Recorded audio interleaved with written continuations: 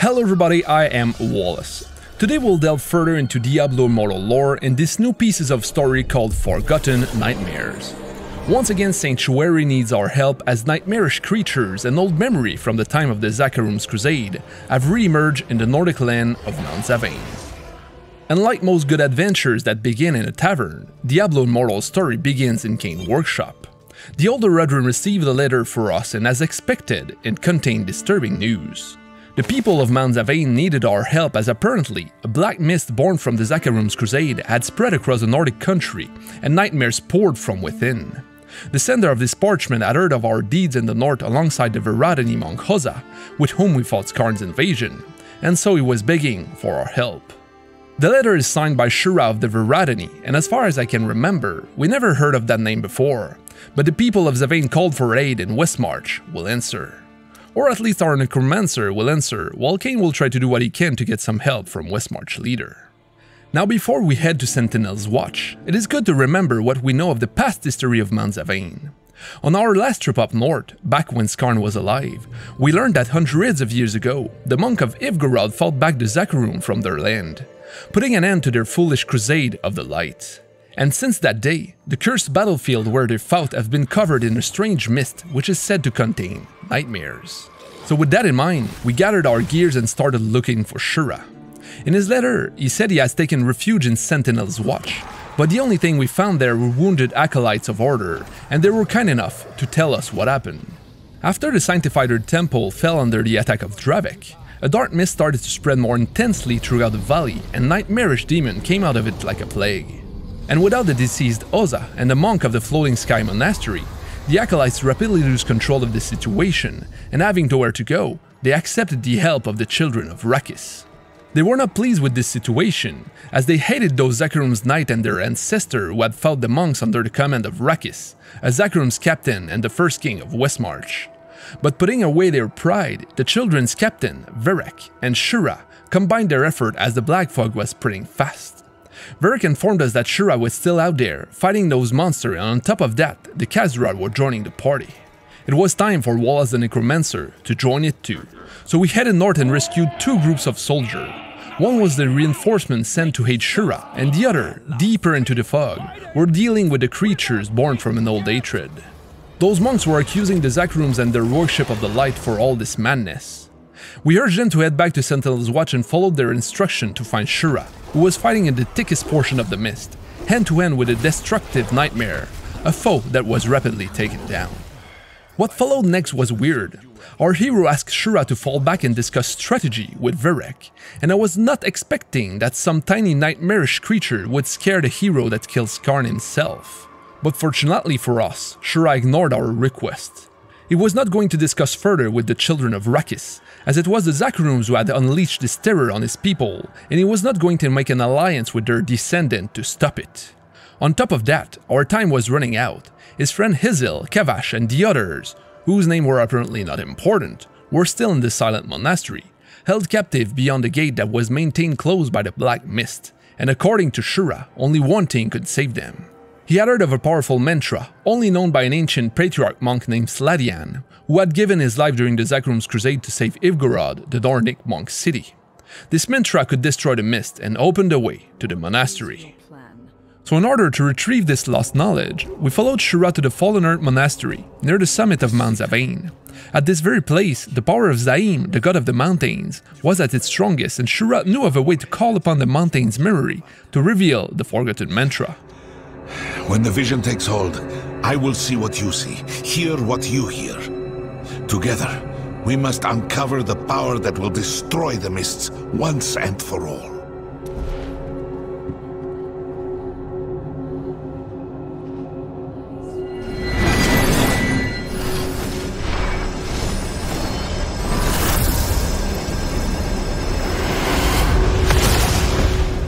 And so our mind got transported to a time where Rakis' soldiers were at the peak of their crusades. It was not clear as if we were reliving someone's action or the vision was permitting ours, but it felt incredibly real, and we eventually stumbled on a ruthless knight that had fought during the Zakarums Inquisition, Lord Martanos, and that meant that we were reliving action that happened in the early 13th century. Ignorant savages! Zakarums light has come to save you from yourselves. If you would only let go of your pride. Bring your patriarch before me, and we will end this. Submit to Rakis's rule, or we will paint this mountain red, and he will rule the bloody muck. You heard Lord Martanos. Offer no mercy to the wicked.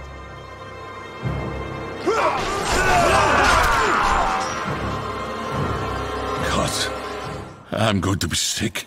Those men had a mission that could only be stopped by the complete capitulation of the monks, which was unlikely to happen, and we needed to find Sladian fast and get him out of here. Flee, brothers! I will hold him here. Look at yourself, Martanos.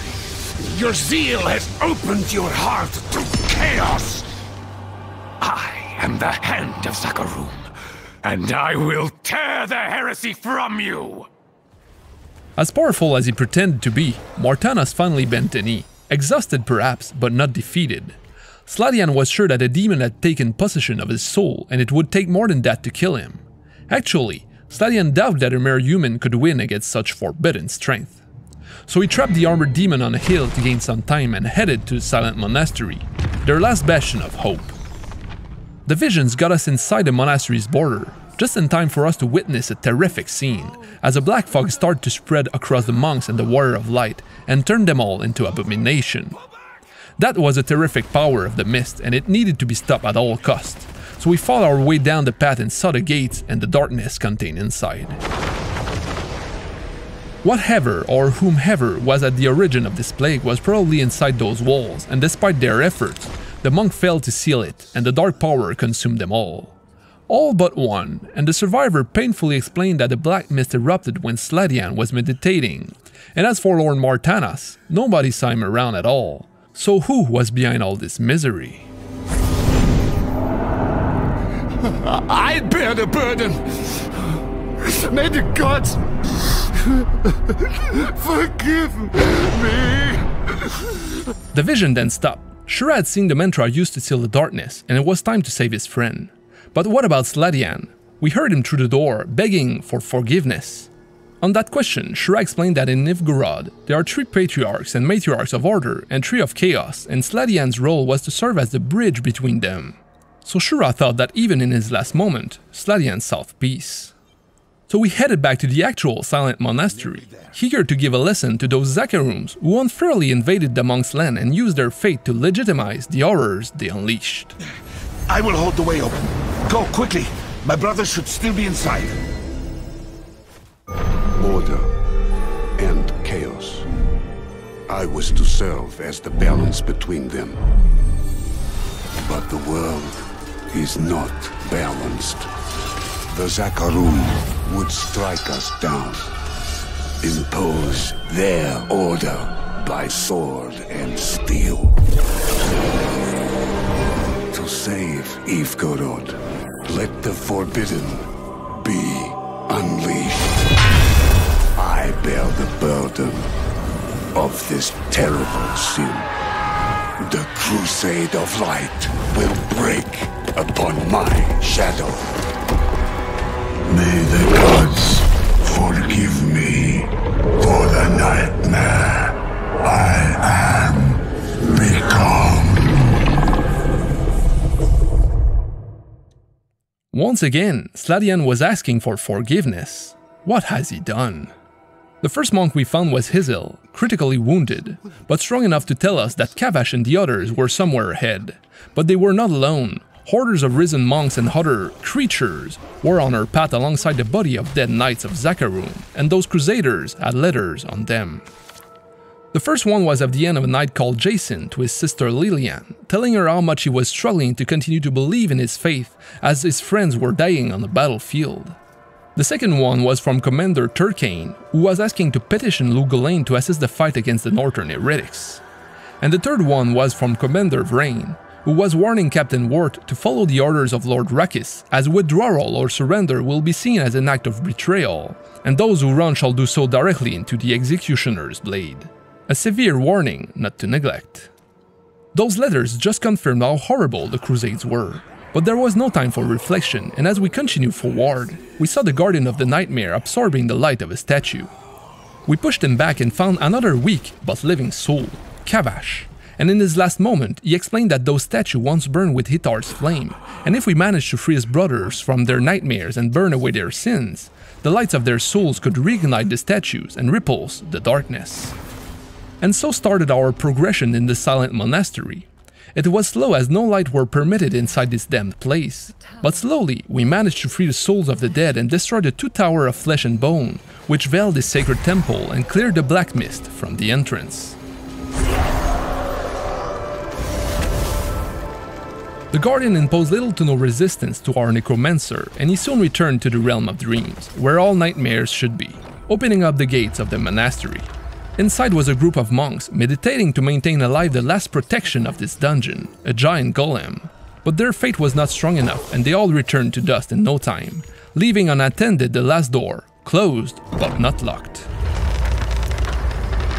On the top of these stairs awaited a creature born from hatred and despair, the result of a monk's last attempt to save his people, the ancient Nightmare. Behold the forbidden. For that you shall find. Sladian, or what was left of him, was not willing to give up and he transported us in his madness, back and forth between 2 worlds. During the fight, he revealed that he shattered his very soul to call the mist and wished to use it to blot out the light of Zakarum. But forbidden techniques are so called for a reason, and in the end, many of his people suffered and will continue to suffer from the choice he made that day, because it may be easy to summon nightmares, but getting rid of them is much more difficult. As long as hatred survives, so too shall I. From Sladian's corrupted body, we found a broken prayer beads, which we brought back to Shura, the undeniable proof that Sladian alone was responsible for this black plague. The monk was shocked, hardly believing all of this, but he still finished the job and cleansed the evil using a mantra. But as our hero said, "Old hatreds do not die easily. Those who suffer can spread suffering to their kin as much as their foes. Evil like this is not something that is vanquished with a spell. It will take work, every day." The children of Rakis took from the monks what was theirs, but the monks have their share of burden to bear, and even though they will never stop hating each other, they both prove that in time of need, they can put aside their pride and fight side by side. As for today, the lands of Zavain was saved. The Nightmare's Hoarder were taken out and our help was no longer needed, so we got back to Cain, who had been less lucky than us. The leaders of Westmarch didn't even bother to allow him an audience. The king's ear is being poisoned by the nobility, and even the immortals are finding themselves upon shaky ground. Westmarch is in denial that the world is falling to ruin. Whatever happens next, the powers of this world are unprepared for it. Yet we are not without allies. I've sent word to an old friend. Hopefully he arrives soon. For all of our sakes. Another threat and an old friend to save us all. This bodes well for the future of Sanctuary, isn't it? Now in the end, we never learned how Lord Martanos finally died, and if he ended up doing something important after his fight with Sladian. But it is said that in the darkest hour of the night, his body still emerged from his grave and terrorized Mount Zavain, as his crusade of the light will never stop.